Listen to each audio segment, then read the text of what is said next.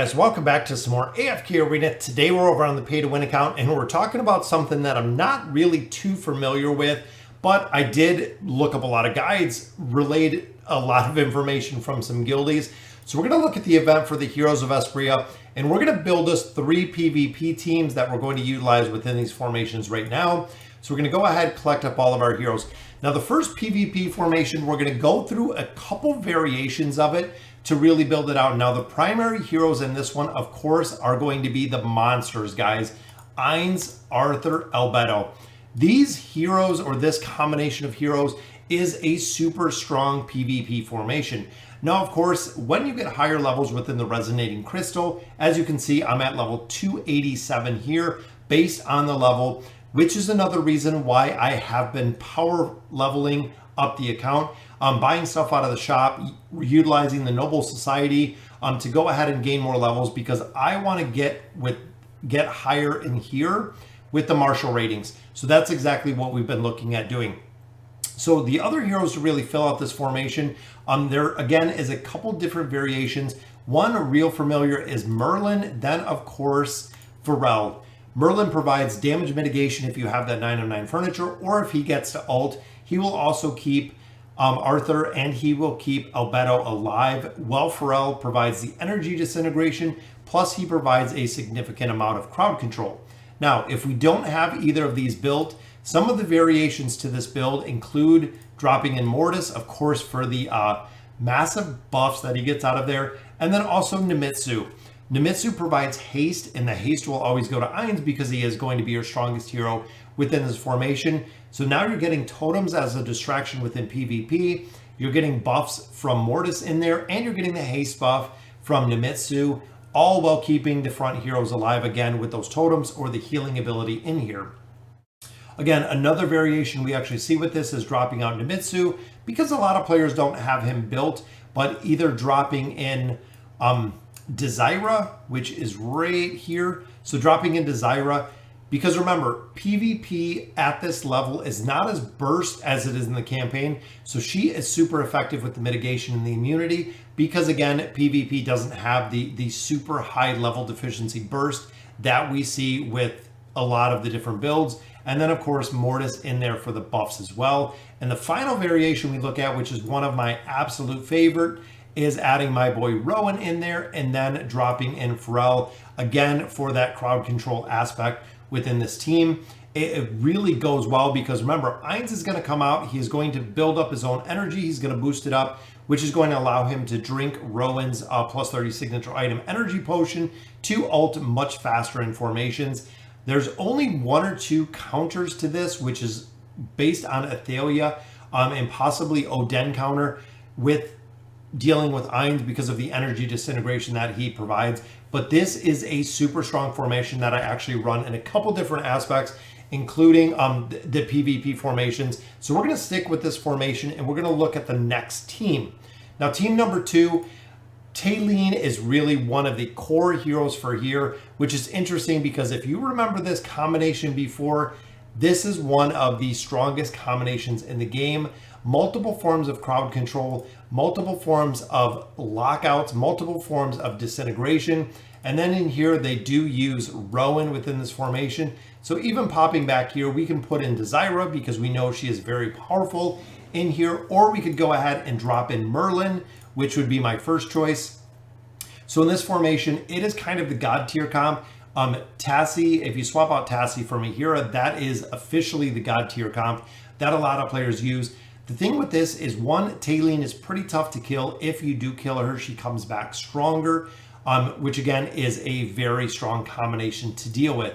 Rowan supports the entire team. He is by far the best support hero that we have in AFK Arena, because he only provides a heal when they need it. That is the big essential piece to this, is when they do need the heal, Rowan is there with the potions, plus he provides crowd control and energy regeneration, as well as Aziz.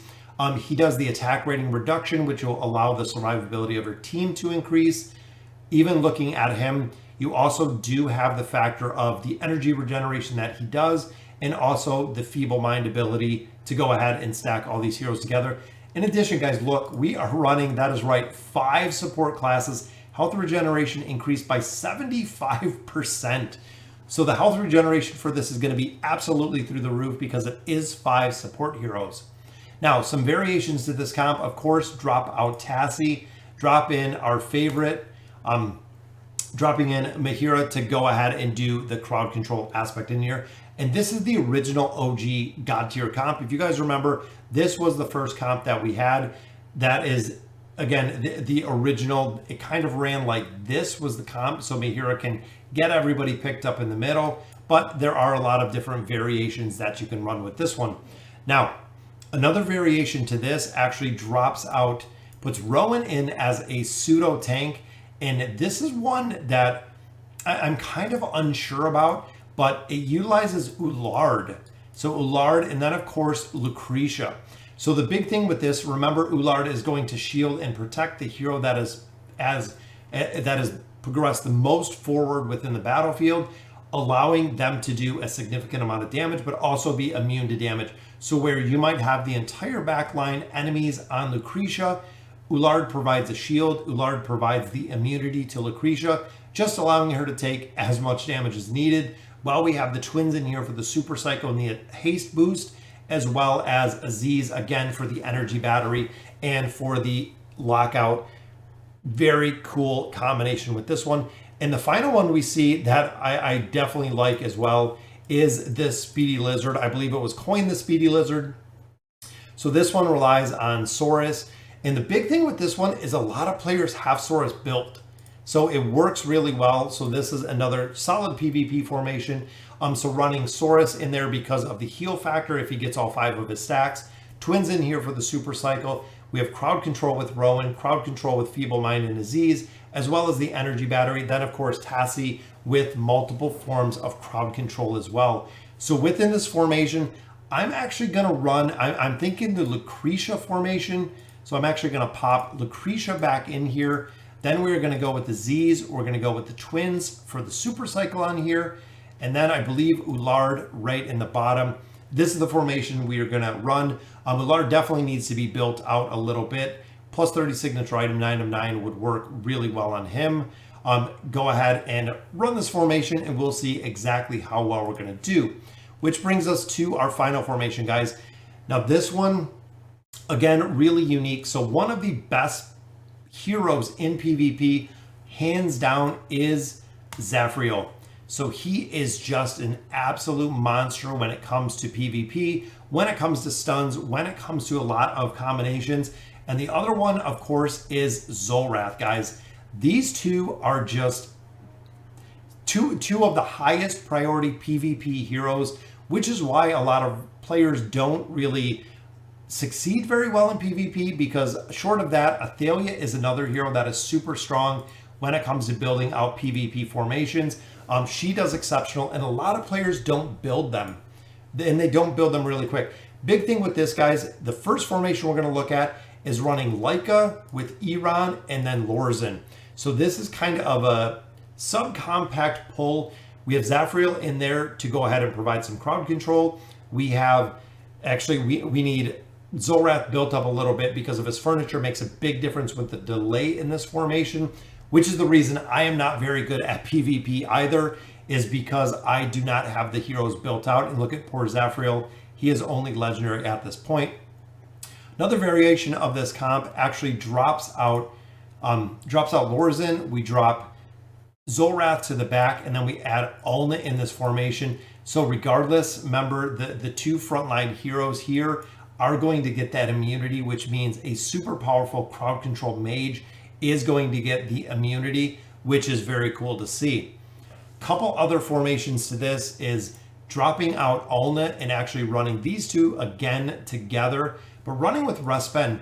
So this is one of the formations that a lot of players were kind of really curious about, but running Respen and running Lorzen, just because of his build, just because of his dynamic, the plus 30 signature item on him, the 9 of 9 furniture, the haste buff that he is going to provide to the rest of the team is phenomenal, guys. So you have not only a good haste buff, but if you have Lorzen built up, you have very solid shields, you have the delay, you have massive crowd control, making this formation work very well. And similar to Ruspen, a lot of people do drop him out because they build the monster himself, guys. The furry raccoon, Raku within the formations, again for PvP, just because he does insane amounts of damage, making him viable in a lot of different formations, especially because you have double haste formations in here that are going to make him work really well. Then, of course, we do have one of the original formations, which I think this one, I'm not too sold on this one, but it runs Iran with Leica together. Then it runs Zolrath with, that is right, guys, Gwen and Lorzen for the Link. So very interesting. Remember the delay when we have Zolrath built out. We have the 3 pull, which will actually be right up front with Iran. Big boost here. The Link here, so it'll actually link some of the heroes from the top and the bottom. And then Gwen, crowd control, and a significant amount of burst damage. Again, because you don't have the huge level deficiencies in here, Gwen can effectively be used similar to if you're running a hero like Isolde. They can actually work pretty well because outside of the event itself, or if your teams are around the same level, it's not going to be as big of a level deficiency, meaning the defense is not going to be high, allowing Gwen to do more damage. Then, of course, we have the 5 pull, guys. This is one of the go-to tactic teams that we've used forever. So it's comprised of Skarath with Leica in here. Do run Titus for the crowd control. Then, of course, Sophia. So this will pull all heroes straight into Iran, creating this kind of three diamond funnel right here between these two. And all of the enemies will be here. They'll be in Sophia's Spectral Disruption, and they will be affected by the stacking, the savagery of Titus, as well as the Furious Howl, which is the crowd control aspect. So we have multiple forms of crowd control in here, which works really well. Now, we covered 3 teams, and we covered 3 teams pretty well. The last one that we're going to look at is kind of a buffer team. So once you get 3 teams here, as you progress through the Heroes of Vesperia event, you'll actually pick up more teams. You have to have 4 teams. You have to have 5 teams. I believe it is all the way up to 7 teams.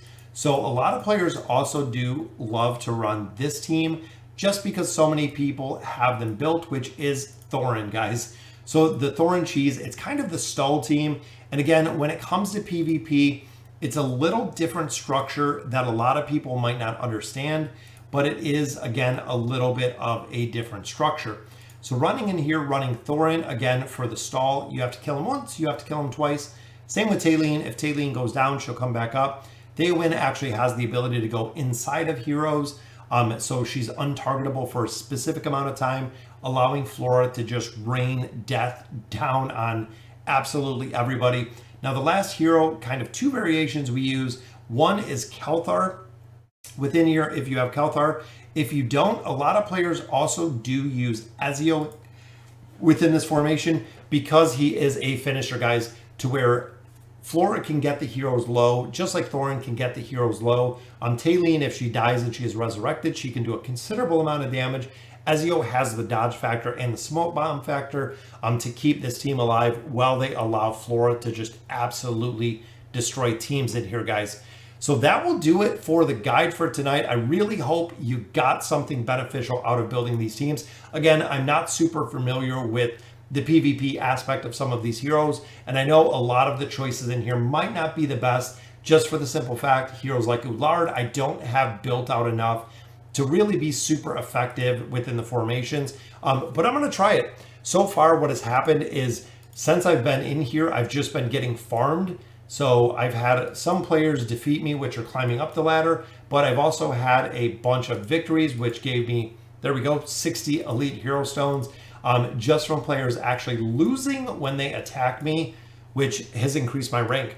One of the reasons why I saved this till probably the last day or 2 to really push through here with rewards or with diamonds is because I just want players that are trying to move up, that cannot kill my formations, to go ahead and stall out or raise my rank by themselves.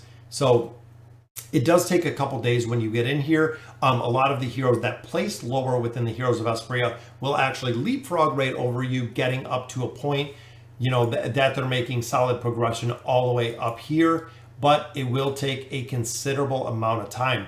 The only thing that I do in here to attack is when I'm looking at my hero itself, is I do my 3 attacks per day. That is it. I do not do more than 3 attacks for the simple fact that I get the rewards, guys. Anytime that I can pick up free rewards personally, I will take them, and I will take them every single time. As long as you defeat 2 of the 3 battles in here, that is something really big to remember. So your first 2 teams, you want them to absolutely be your strongest teams, because if you win the first 2 battles, guys, it is over. Just like you see here, if the first 2 teams are defeated, the third team doesn't make a difference. So you want your third team to always be the weakest team within your formation, which is why, as you see right here, most players do run the Ainz team comp first, because it is still the strongest formation within PvP itself. It's still super broken, guys. So let me know in the comments what you guys think. It's my short little spiel on PvP. So we're gonna try to move up some ranks on the Heroes of Espria. We actually want to get up to some of the heroic rewards in here, as well as moving through these rewards and actually moving all the way up. I want to make sure that we get past Diamond, that we get into the Masters, because I want the Stargazer cards, guys. That is really the big benefit to do a big push here, is you do get the Stargazer cards, more Stargazer cards. We can continue to build out Athalia on the pay to win account. So again, guys, let me know in the comments what you guys think. And as always, thank you guys for watching.